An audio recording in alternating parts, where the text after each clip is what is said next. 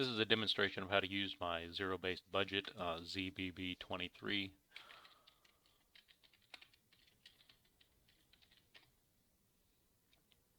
Here it is right here. And so I've downloaded the file, and I'm going to just do a quick demonstration of how to use it. So there's instructions in the red here that show kind of how to use it. And the gray cells are what you're going to modify here, here, and here. This cell right here is very important. Most months have 4 weeks in it. So for instance, I pay myself for weekly items every Friday. So depending on what we're looking at here. So this month there are 4 Fridays. And in the month of March, there are 5 Fridays. So you need to adjust this for whatever month you're in, 4 or 5, so that your weekly items will calculate properly. So we'll start with income here. I'm just making up numbers as I go for this budget. So we're going to say monthly income from your main job is, we'll say $2,500. And we make $300 doing something on some side job. So your total is $2,800 income, and you can put tax and deductions in here if you want to. I like to do that way I know exactly what my check is, what's being taken by the government, and any deductions for 401k and things like that. So this person here has $2,800 income. We can put tax in here if we want. We'll say $300 there, and we're putting we'll say $200 a month into a 401k. So that brings us down to $2,300 a month. And that puts your estimated gross annual income at, based on this, multiplied by 12 at $33,600. So now we're just going to add categories up here. So we're going to say rent, internet, phone, electric, and then we'll say car payment.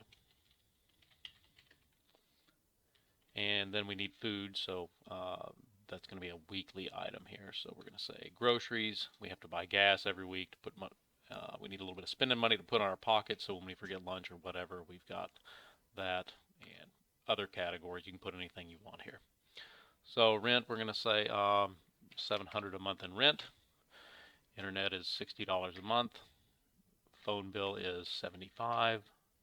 Electric is $150. And car payment is $150. And groceries, we're going to say we're spending $100 a week on groceries. Gas, $50 a week. And we're going to put $20 a week in our pocket. And once a week we go out to lunch with friends, so that's $15 a week. So based on this, this person, they're spending 25% of their annual income on rent, which is good. So you can see all the percentages here, and you can see that at the end of, after you take the income and subtract all the expenses, there's $425 a month left over. We're going to say additional car payment. And we're going to pay an extra $425 a month on that car, which brings us to zero. That's the meaning of the zero-based budget. We took our income, we subtracted all of our expenses, and anything that was left over, we put it into the budget and gave every dollar a name. So that brings us to $0. And that's the main part of the spreadsheet here. But if you get paid every week, you need to have a way to figure out where that money is going each week. This is going to tell you where it goes, but you have to be able to break it up into different sections. So what was it? We have $2,300 a month income. So 2,300 divided by 4, $575 a week. So we know we have this right here. So we have $575, and we subtract our expenses here.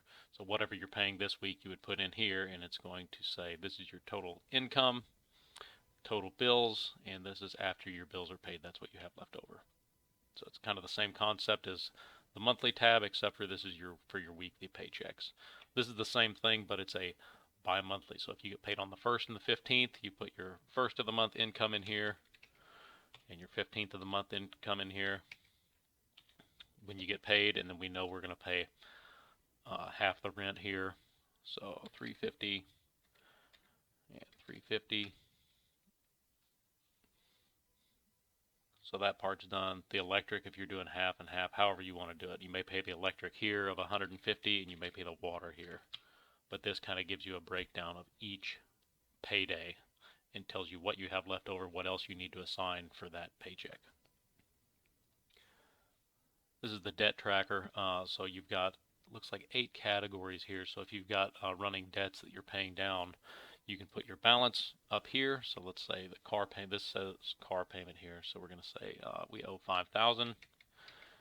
And so each time you make a payment, you put it in here. So we'll say these are principal payments. This doesn't calculate interest or anything because there's so many different ways that interest is calculated based on the type of loan that it's impossible for me to do something that works for everybody. So if you just take the amount that went to principal and put it in here, that's how you're going to do it. So we'll say 150 went into that car payment. That brings your loan to 48.50, and you had a little extra money, so you threw it in here too. So you threw an extra 234 and brought it down to 46.16.